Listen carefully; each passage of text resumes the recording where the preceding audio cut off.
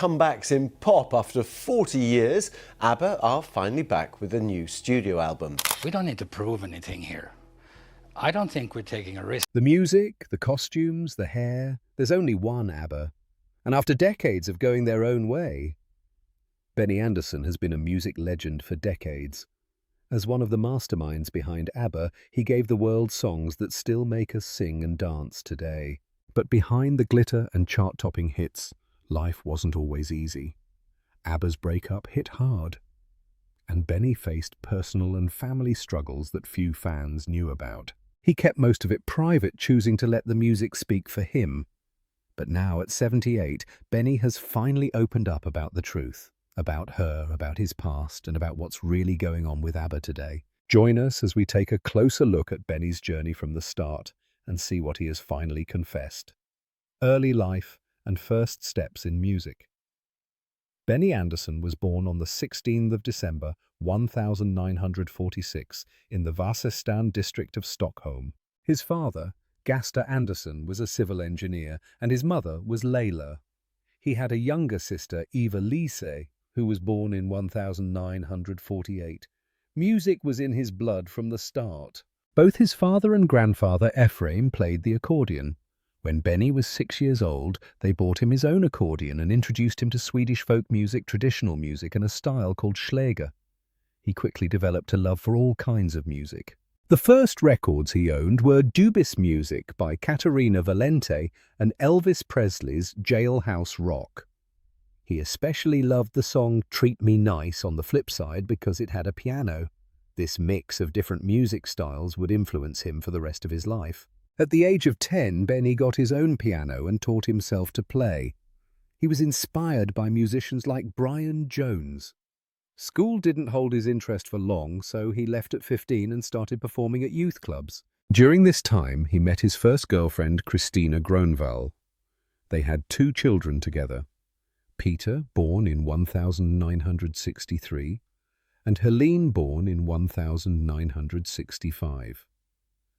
In early 1964, Benny and Christina joined a group called Elverkets Spelmanslag, which means the Electricity Board folk music group. The name was a playful joke about their electric instruments.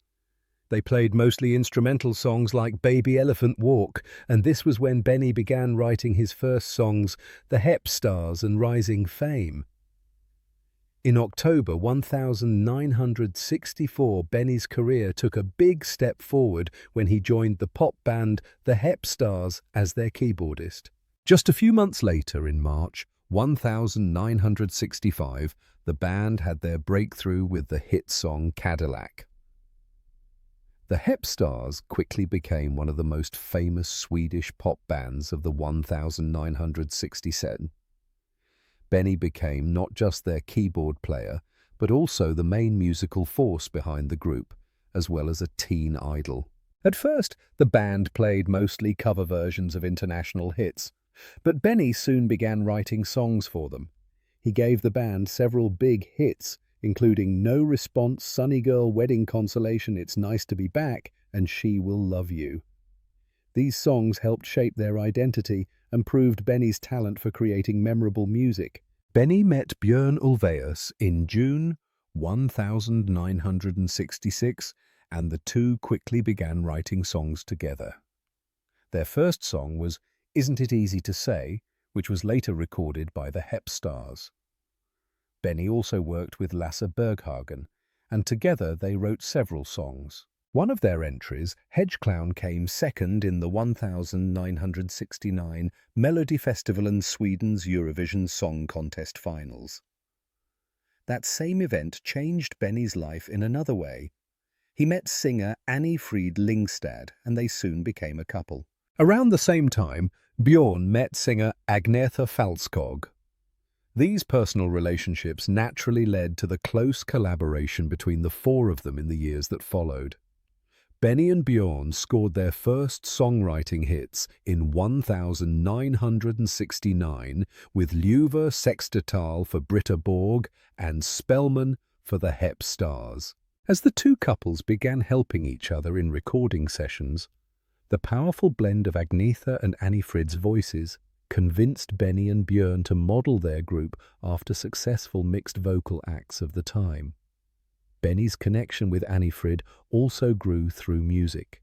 He produced her 1969 single Peter Pan and later her debut album Frida in 1971. She kept busy with reviews and cabaret shows in Stockholm, while Agnetha starred in the Swedish version of Jesus Christ Superstar in 1972. By the early 1970s, all four were supporting each other's music careers, laying the foundation for something bigger, the beginning of ABBA.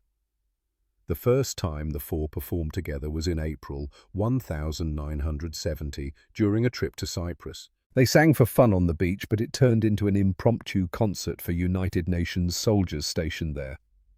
Around that time, Benny and Björn were recording their first joint album, Lika, with Agnetha and Anni-Frid providing backing vocals on several tracks. Later that year, they launched a stage act called Festfolket, which means party people, but can also mean engaged couples. They debuted it on the 1 of November 1970 in Gothenburg. The show received mostly negative reviews, except for their performance of Hedge Gamla Man, Hello Old Man, which became their first hit together. Credited to Björn and Benny, the song reached number 5 on the sales charts and stayed at number 1 on Svensktoppen for 15 weeks. Do 1971. Godine njih četvero su češće surađivali dodajući vokale jedno drugome u pjesme I išli na turneje.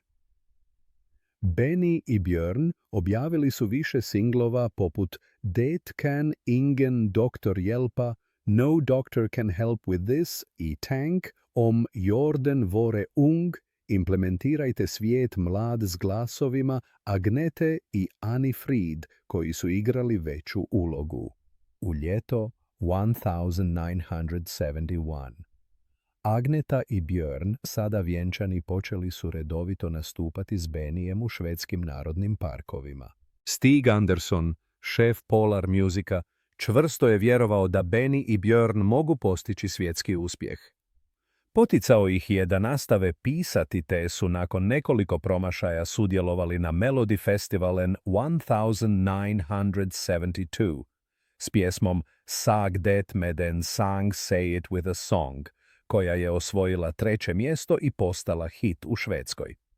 Zatim je neočekivani uspjeh stigao iz Japana, gdje se njihova pjesma She's My Kind of Girl plasirala među 10 najboljih 1972 godine. Prava iskra dogodila se u lipnju 1972, kada su objavili album People Need Love s istaknutijim pjesmama Agnete I Anni-Frid.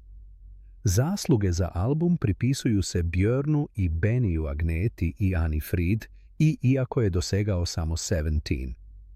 Mjesto u Švedskoj bilo je dovoljno da dokaže da imaju nešto posebno.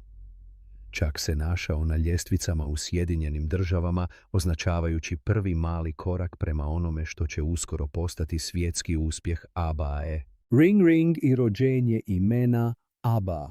Godine 1973. Grupa koja je još uvijek koristila dugi naziv Björn I Benny Agneta I Anni-Frid, ponovno je sudjelovala na Melody Festivalenu sa svojom pjesmom Ring Ring. Producent Michael B. Tretau dao je pjesmi poseban zvučni osjećaj koji će kasnije postati ABBA-in zaštitni znak.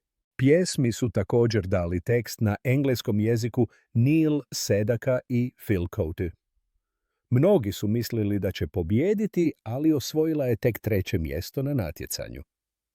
Iako nije stigla na Eurosong, pjesma I album Ring Ring postali su hitovi u nekoliko europskih zemalja I u Južnoj Africi. Iste godine Agneta je rodila kćer Lindu, a nakratko ju je zamijenila Inger Brunden za putovanje u zapadnu Njemačku. Otprilike u to vrijeme menadžer Stig Andersson odlučio je da grupi treba kraće ime.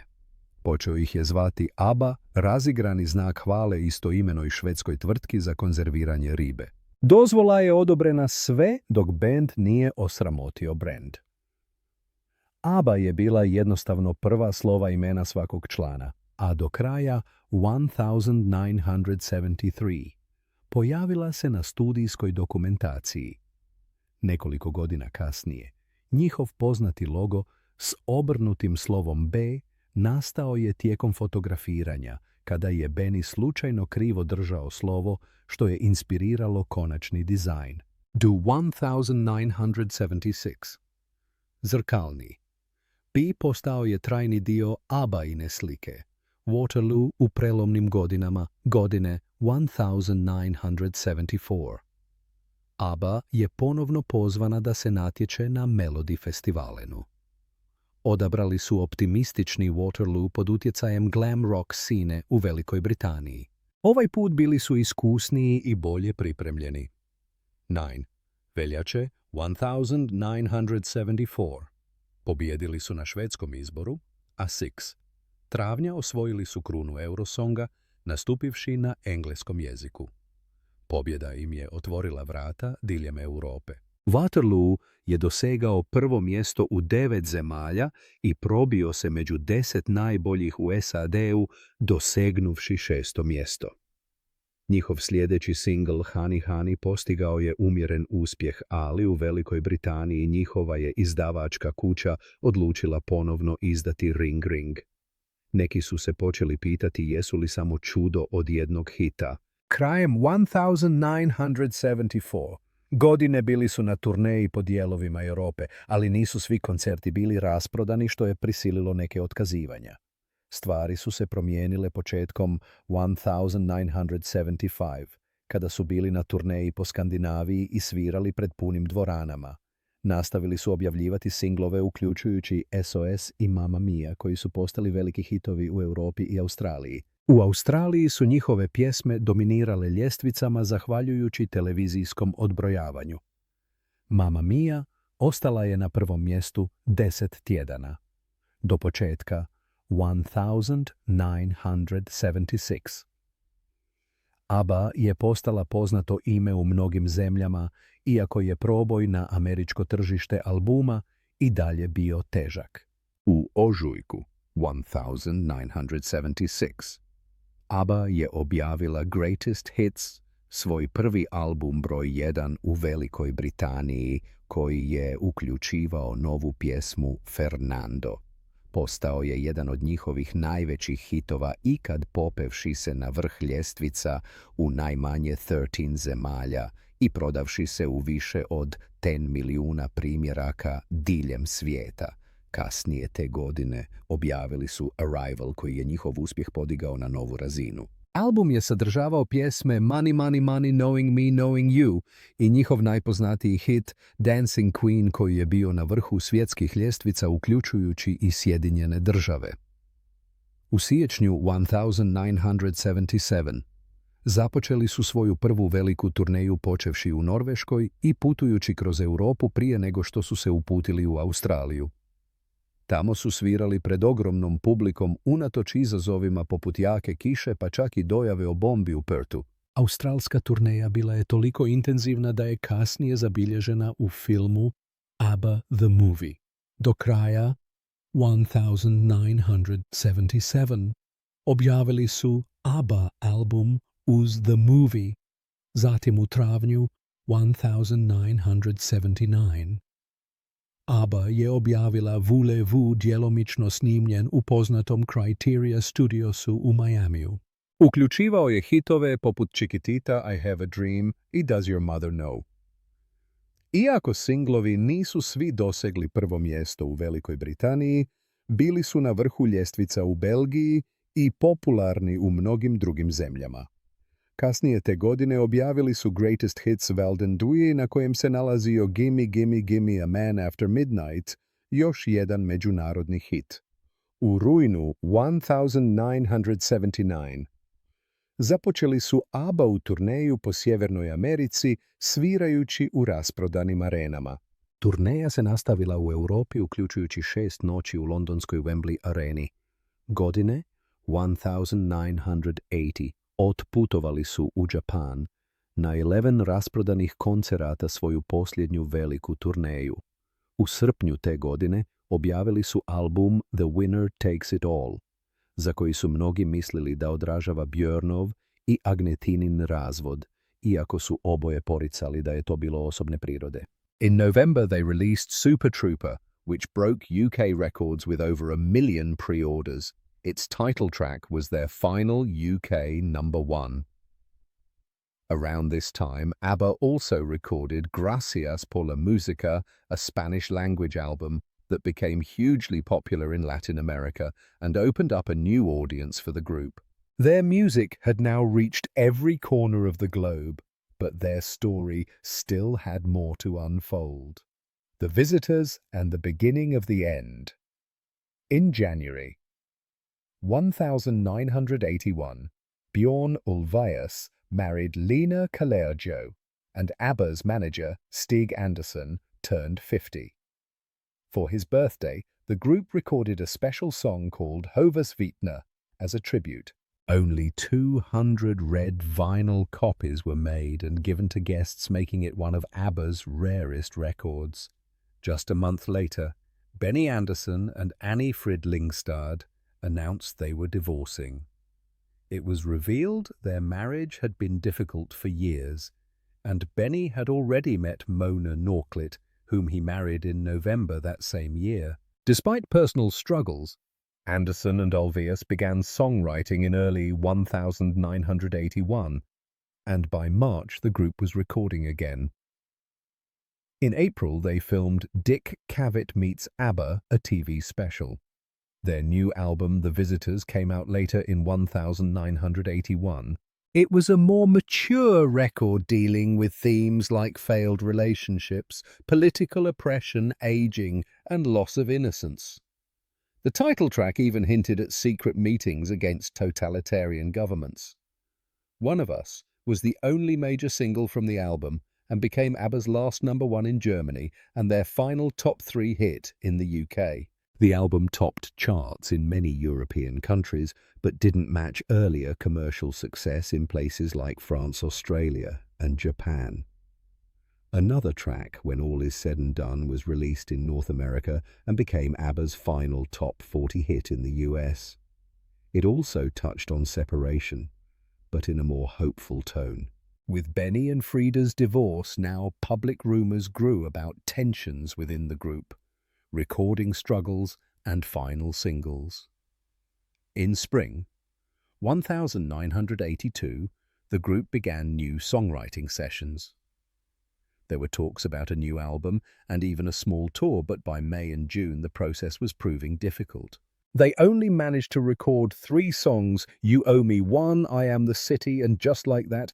Benny and Björn weren't happy with the results, so the recordings were shelved and the group took a summer break. In August, plans changed. Instead of a new album, they decided to release a compilation called The Singles The First 10 Years for Christmas, which would include all their previous hits plus some new songs. In October and December, they released The Day Before You Came with Cassandra as the B-side and Under Attack with You Owe Me One as the B-side. The Day Before You Came became a top 5 hit in several European countries, but in the UK, neither it nor Under Attack made the top 20. The compilation album, however, went to #1 in the UK and Belgium and performed well in countries like Germany and the Netherlands. Under Attack ended up being ABBA's final single before they disbanded. I Am the City was eventually released in 1993, while Just Like That was never released in full despite fan requests. Parts of it were reworked for other projects, like the musical Chess. Benny and Björn have continued to refuse releasing the complete ABBA version, even though it has appeared on bootlegs over the years. The last appearances. To promote the singles. The first 10 years. ABBA travelled to London in November 1982, appearing on shows like Saturday Superstore and The Late Late Breakfast Show. The following week, they went to West Germany to perform on Show Express. On the 19th of November 1982, They made their final TV appearance in Sweden on the show Maskinen. Then on the 11th of December 1982 they performed together for the very last time. This was broadcast to the UK on the Late Late Breakfast Show with Noel Edmonds through a live link from a TV studio in Stockholm. It marked the end of an era, closing the chapter on one of the most successful pop groups the world had ever seen. The two love stories that defined ABBA. You see, ABBA was more than just a band with catchy songs and glittering costumes. They were two real-life couples, Agnetha Fältskog with Björn Ulvaeus and Benny Andersson with Annie Frida Lyngstad. Their romance stories were part of ABBA's charm in the early 1970s. Fans loved the idea that the same people singing love songs on stage went home together at night. Agnetha met Björn in 1968 when he was with the Hootenanny Singers.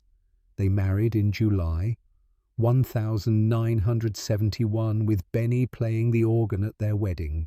They had their daughter Linda in 1973 and son Peter in 1977. But fame wasn't always kind. Touring and constant pressure put a strain on their marriage. In 1979, at the height of ABBA's success, they split. The breakup was painful for Agnetha, who later said she needed therapy. Reports claim Björn had a new girlfriend, Lena Kollerjo, within a week. Around this time, Björn wrote The Winner Takes It All, which Agnetha sang with lines like, "Tell me, does she kiss like I used to kiss you?" She admitted it was emotional, but said, "It was fantastic to do that song because I could put in such feeling." While they told the media it was a happy divorce, Agnetha later said, "Obviously, we all know there are no such things as happy divorces, especially when there are children involved." Benny and Frida's story began in 1969, and they were living together by 1971.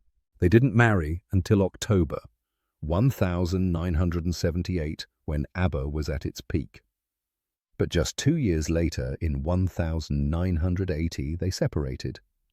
Benny told reporters they were still friends, but the real reason became clear. He had met another woman, TV producer Mona Norklit, whom he married in 1981. Frida said they decided to be completely honest about their problems. She explained, "We simply grew out of each other." Breaking up became a necessity.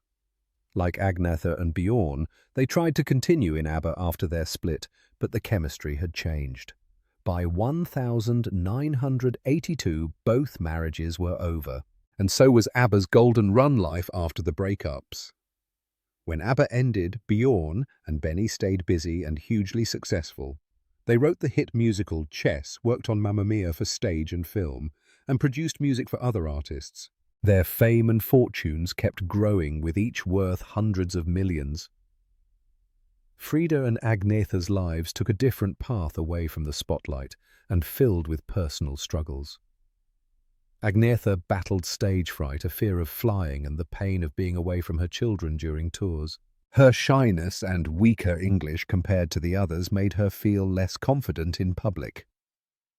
After her split from Björn, she had several relationships, including with a psychiatrist who had once tried to save her marriage and a detective who was protecting her children from kidnap threats. She remarried in 1990 to surgeon Thomas Sonnenfeld, keeping it secret until they divorced 3 years later. Tragedy struck when her mother took her own life, followed by her father's death a year later. Agnetha became more withdrawn, avoiding public life and even music. In one of the strangest turns in her life, she began a relationship with Gert van der Graaf, a Dutch fan who had stalked her for years. She later admitted the relationship ended badly, with Gert returning to stalk her again after their split, leading her to seek court protection. Agnetha eventually moved deep into the Swedish countryside, living in seclusion, much like Swedish legend Greta Garbo. even saying at one point, "For years, she didn't sing or even listen to music until surprising fans in 2004 with a new album, My Coloring Book." But just as quickly, she stepped back from the public eye again, Frida's journey through loss and change. Frida's story carried its own shadows. She was the child of a wartime romance between her Norwegian mother and a German soldier during World War II. Her mother, Chinny, was just 16 when she met Alfred, a married Wehrmacht sergeant. Food was scarce, and he brought her a sack of potatoes, a gift that led to a brief relationship. Frida was born in 1945, but her father was sent back to Germany before meeting her. Facing public shame in Norway, Sinni fled to Sweden with baby Frida and her mother Agna. Tragically, Sinni died of kidney failure at 21, leaving Frida to be raised by her grandmother. She grew up believing her father had drowned until a reunion was arranged in 1977 after his niece recognized her from an interview. The meeting was short-lived, with Frida saying, by the time she met Benny in 1969, Frida had already been married and divorced with 2 children from her first marriage. She and Benny married in 1978, but after their split in 1981, she was deeply hurt to see him marry someone else so quickly. After ABBA ended, she moved to London, then settled in Switzerland. In 1992, she married into German royalty, becoming Her Serene Highness Princess Anne Fried of Reuss. But tragedy followed her. Her 30-year-old daughter was killed in a car accident in New York in 1998, and the next year her husband Prince Heinrich died of cancer. Frida withdrew from public life, saying her faith helped her through the pain. In more recent years, she has found happiness again in Zermatt, Switzerland, with Viscount Hambledon, heir to the W.H. Smith fortune. The long road to reunion. After ABBA's split, the idea of a reunion became music's most asked question. Offers poured in, including a reported $1 billion in the early 2000s for a concert series, which they turned down. For decades, they were only seen together at rare events like the Mamma Mia musical and movie premieres. But in 2018, something changed. All 4 began talking about working together again. At first, they planned just 2 new songs, but this grew into a full album voyage released in 2021.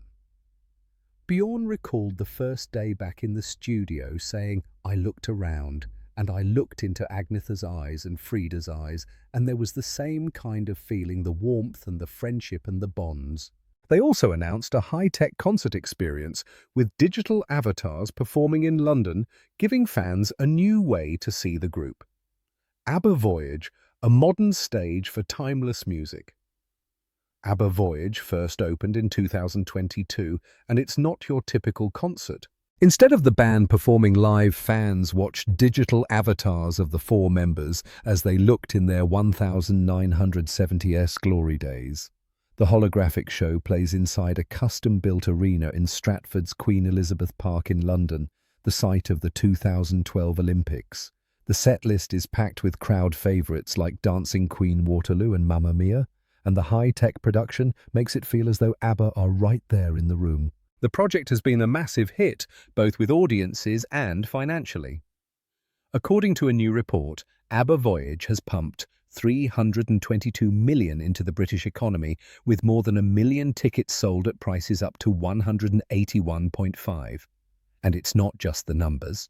The show has kept ABBA's music alive for new generations while giving long-time fans a nostalgic thrill. For the 3rd anniversary, starting May 27, the production introduced a little added something to the set list, giving returning visitors a fresh reason to come back. While Agnetha Fältskog and Björn Ulvaeus couldn't be there for the anniversary, Benny and Frida's appearance gave the celebration an emotional touch. It showed that even after decades, breakups and life changes, ABBA's story is still being written not just through their music, but in moments like these where the past and present stand together on the same stage. Speaking of which, on May 27, 2025, something special happened at ABBA's Voyage show in London. Benny's heartfelt words about Frida. Benny Andersson, now 78, and his former wife and bandmate Frida Lyngstad, 79, made an unannounced appearance to mark the concert's third anniversary. The crowd went wild when they saw the two standing together in the balcony, a rare sight since their marriage ended over 4 decades ago.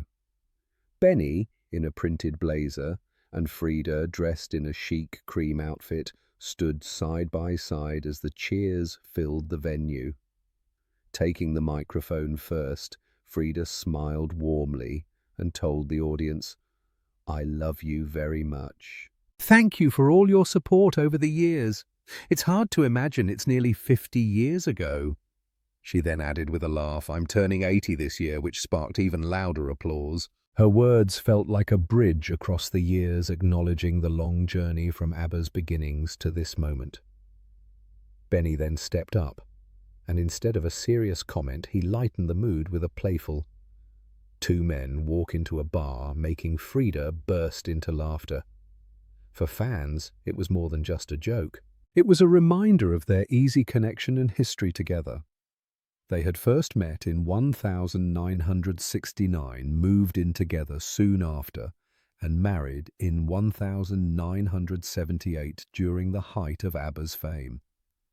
But staying together while being in one of the world's biggest bands proved difficult. By 1980, their marriage had ended and the divorce was finalized the next year. At the time, Benny admitted, "Frida and I are still friends.